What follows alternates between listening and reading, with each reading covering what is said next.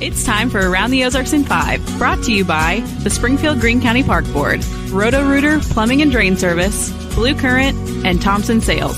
Here are your hosts, Ethan and Sarah Foreheads. Hello, it is Wednesday morning. Good to be with you. Thanks for sticking with us. Thanks to our sponsors who you see there at the bottom of the screen. They make all of this possible.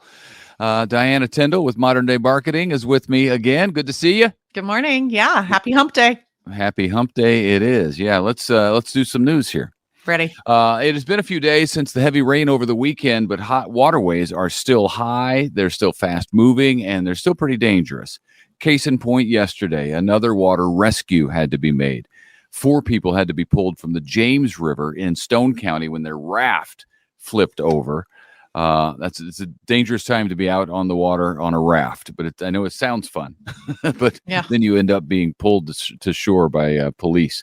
Over the weekend, there were several water rescues because of all the rain, and we covered those earlier in the week. So they are slowing down, but I was surprised that we had one yesterday. Wow. Meanwhile, the strong storms on Sunday brought to light some potentially really big problems when it comes to access to storm shelters in Ozark.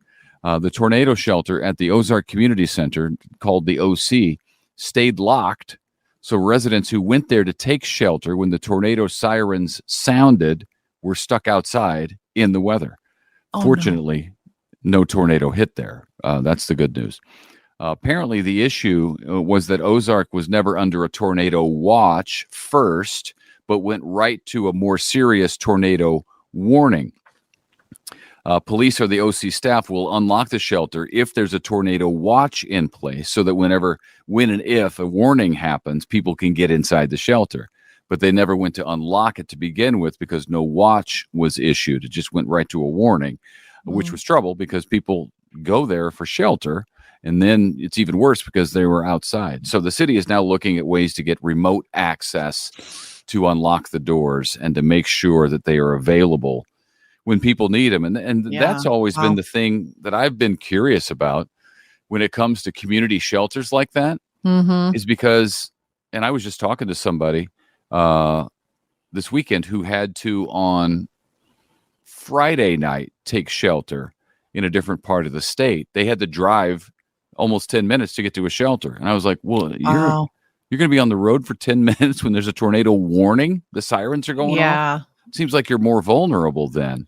Yeah. So I've always kind of questioned these community shelters because, man, it seems pretty dangerous for people to be leaving. But then again, if you're in a mobile home, you don't want to stay there. So no, it's tough. Find a bathtub and a basement or both.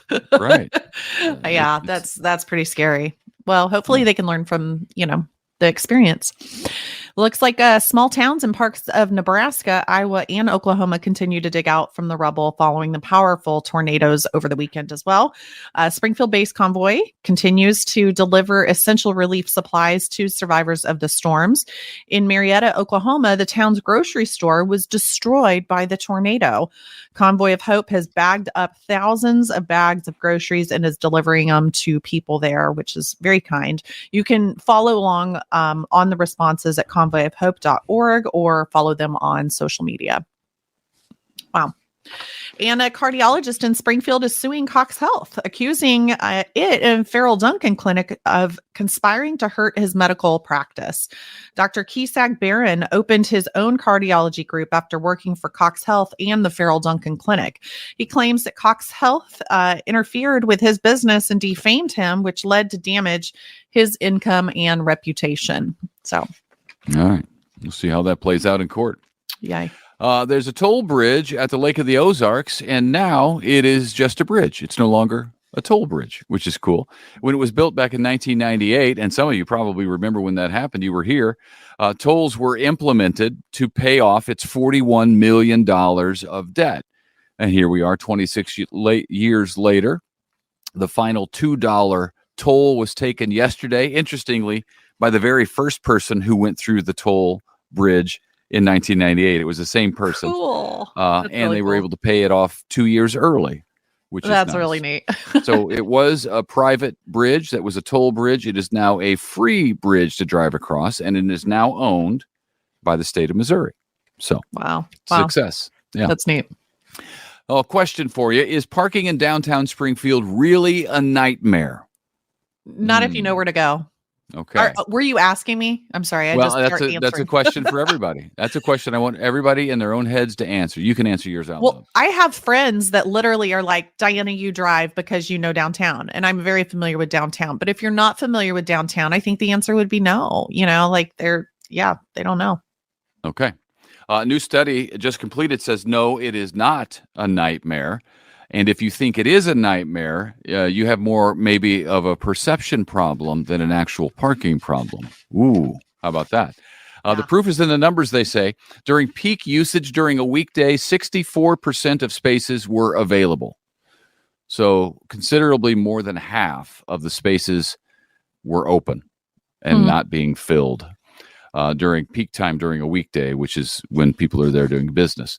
The study was done by a private firm paid for by the city because they were trying to figure out if they need to tackle this parking problem, perceived parking problem maybe. The study offered some recommendations to help with perception, including creating a parking page on the city website to show people where to park, like you're talking about, creating 2-hour limits so people can't just be there all day, and improved lighting and signage to and from parking garages, which may help. Also, what you're talking about is knowing where to go. Yeah, I think that's part of the key is just you got to know where to go and you got to be aware of your surroundings. I think there's certain parking places I would not park if I was just going down there by myself. I think that plays into this because people are thinking, well, because the issue is you can park a lot of places with a 3-minute walk. Yeah. But if we hear stories about how it may not be the safest place anymore. Right. And if you're at night, at certain hours of the night, I don't know that maybe you want to be walking 3 minutes to your car. That's what I think people don't want to do. And they don't want to pay to park either. That's the other thing, there's a great $5 parking garage that is like so convenient because your car is not going to get towed, which a lot of my friends have had issues with. They park and then they get their car towed. So here's a pro tip too. I mean, if you just don't want to mess with any of it, I think they're still doing this. Hotel V, you can literally just use their valet service. If you're not staying at the hotel, and they'll valet your car. So if you're going to see something at the little theater or, a lot of times people don't want to park far away and have to walk to where they're going. But is that the pay service? Yeah, it's the pay service. I think, I don't know. One day I could not find a parking spot and I had to be somewhere and I was like, you know what, just forget it. I'll pay.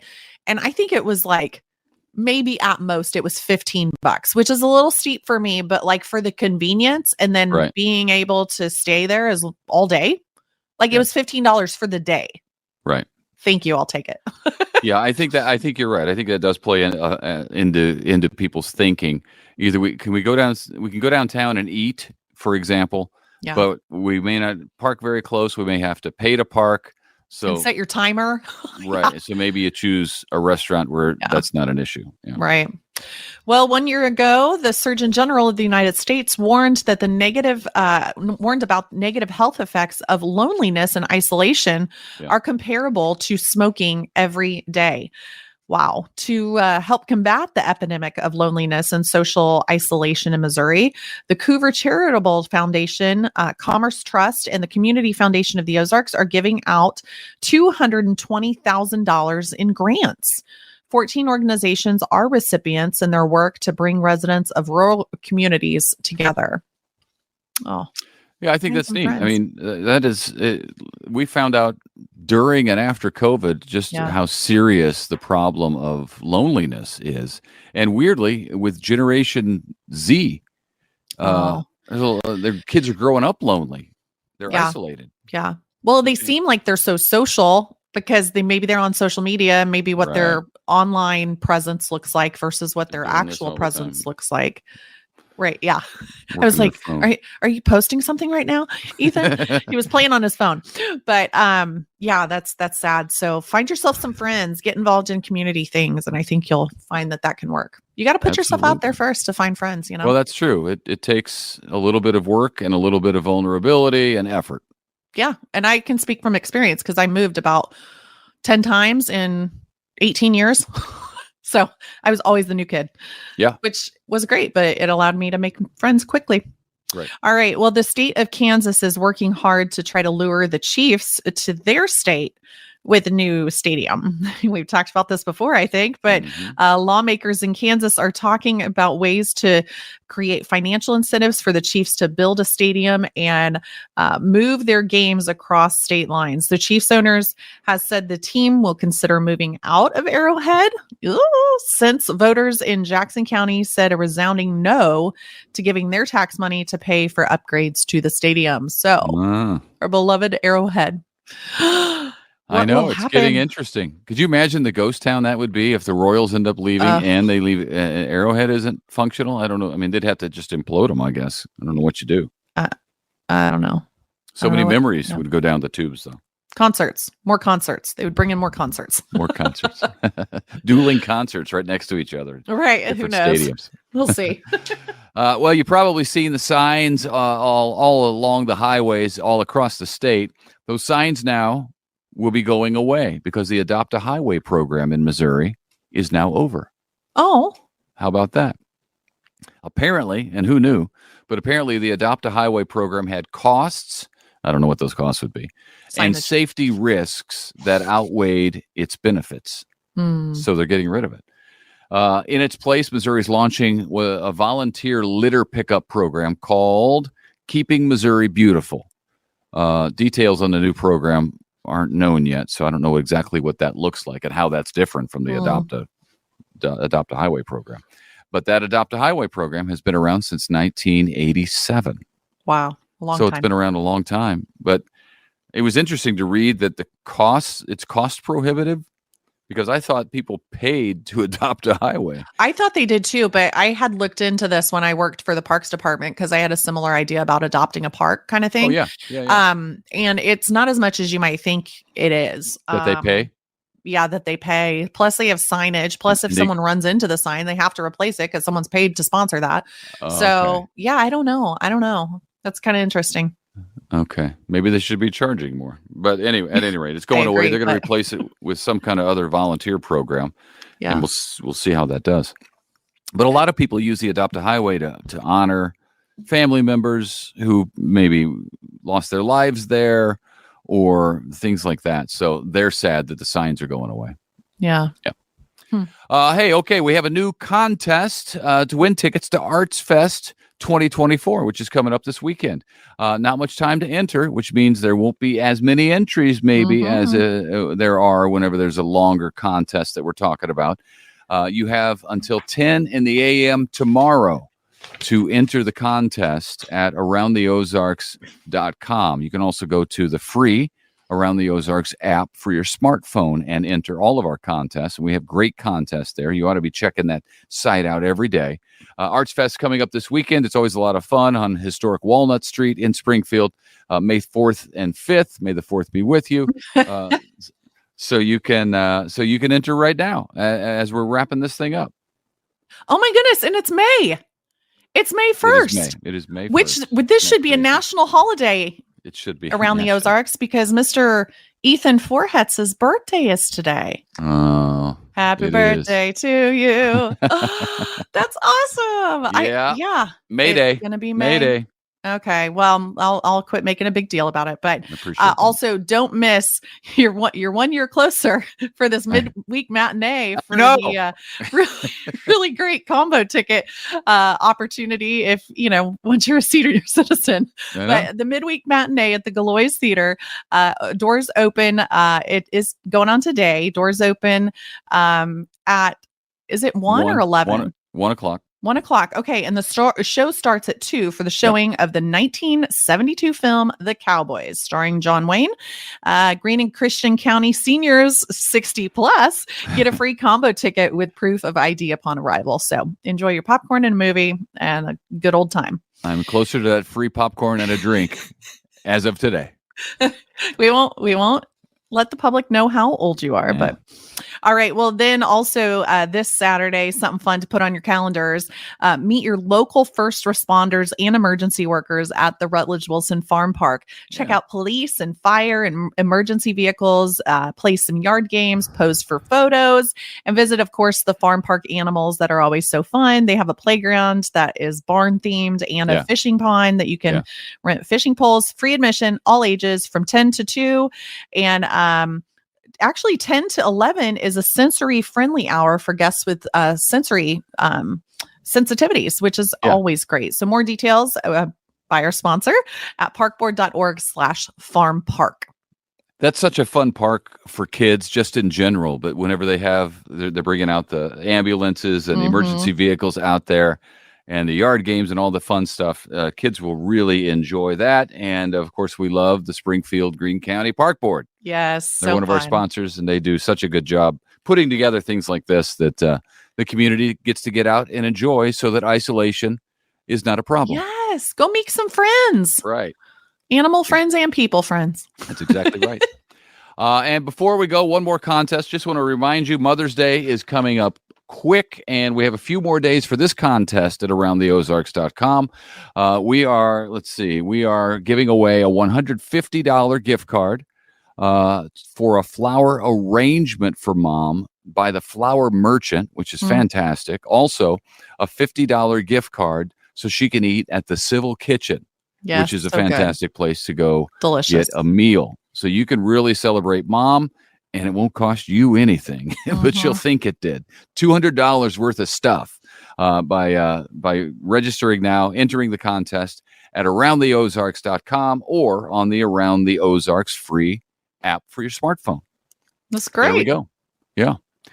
What else? Anything else? Is that it? Just happy birthday. If you see Ethan around town today doing all his convoy things, make sure you give him a big hug for his birthday. A big hug for my birthday. Since Sarah's out of town, is Sarah going to give you a cake from afar?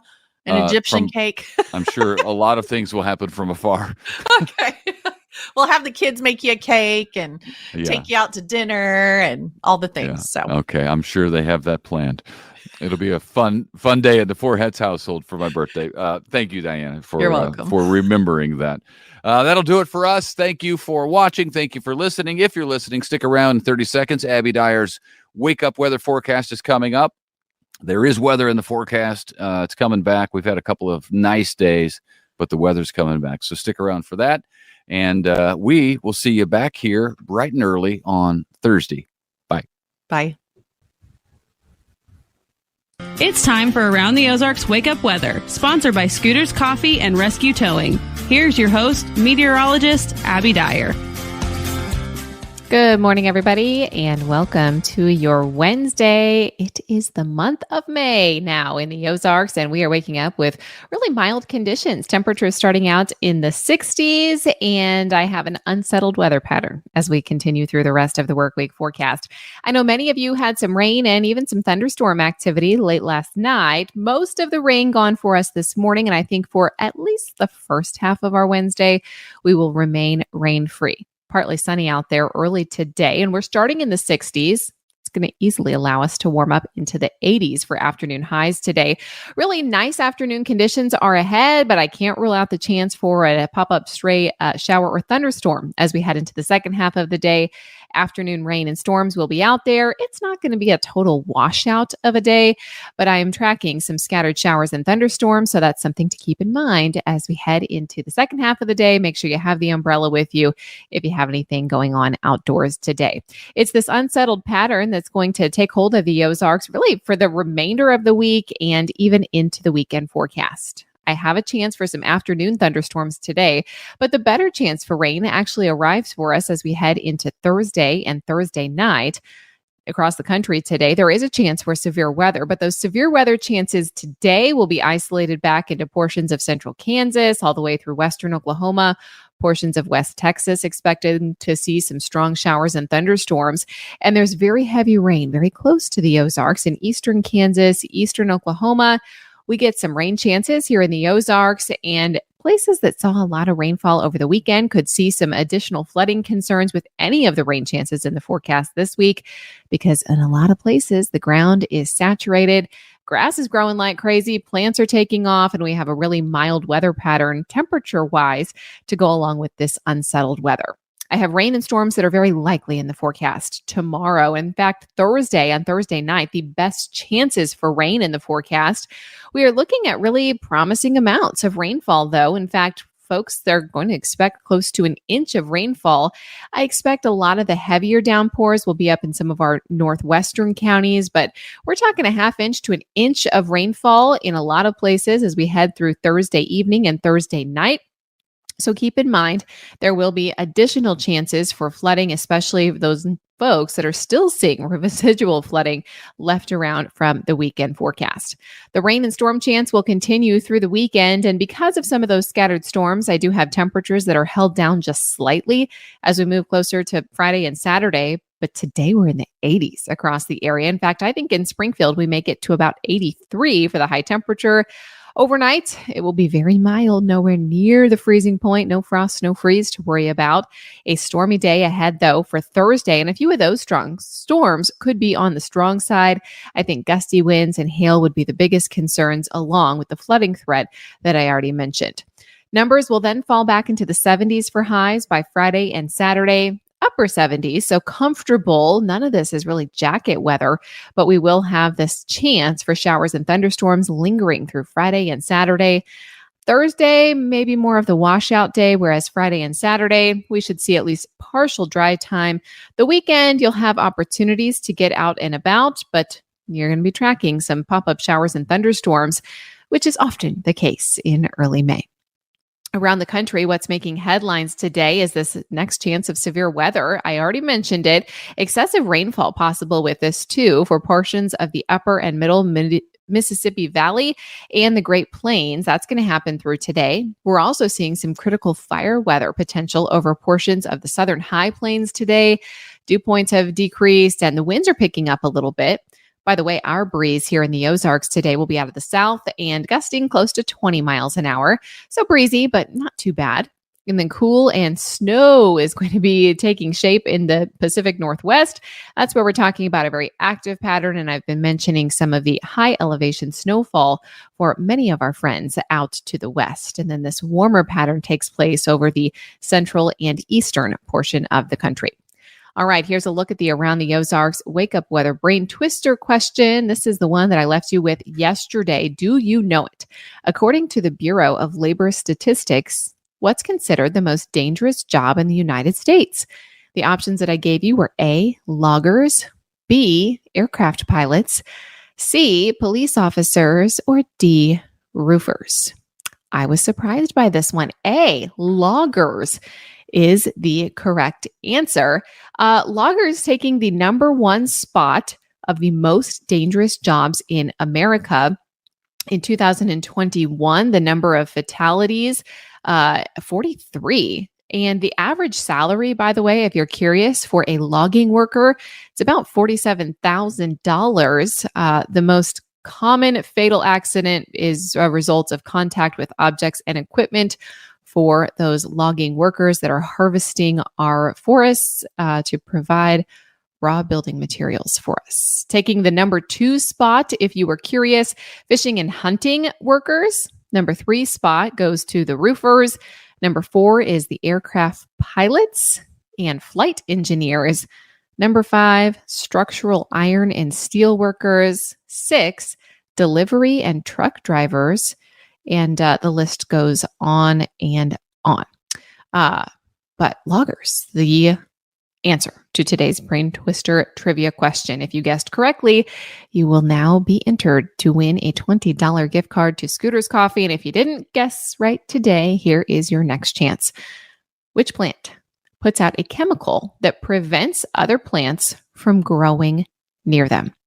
Do you think this is A, the snapdragon, B, sunflowers, C, sisu trees, or D, the saguaro cacti? Let me know your guess. You can do that at aroundtheozarks.com. While you're there, we have a couple of fun contests running. Don't forget about our Mother's Day contest, where you can win Mom a beautiful bouquet from the Flower Merchant and dinner to Civil Kitchen. Also, tickets to Art Fest. Arts Fest is this weekend, May 4th and 5th from 10 a.m. to 5 p.m. Around the Ozarks has your chance to win tickets to Art Fest presented by Great Southern Bank and hosted by the Springfield Regional Arts Council. This takes place on historic Walnut Street. And while it looks like there's a chance for some showers and thunderstorms, as I said, the weekend is not a washout. So if you're looking for something fun to do with nice mild temperatures, head to the website and enter our contest there. Thanks so much for listening this morning. And thank you to Rescue Towing and Scooters Coffee for sponsoring Around the Ozarks Wake Up Weather. I'm meteorologist Abby Dyer, and I'll be back to chat with you again early tomorrow.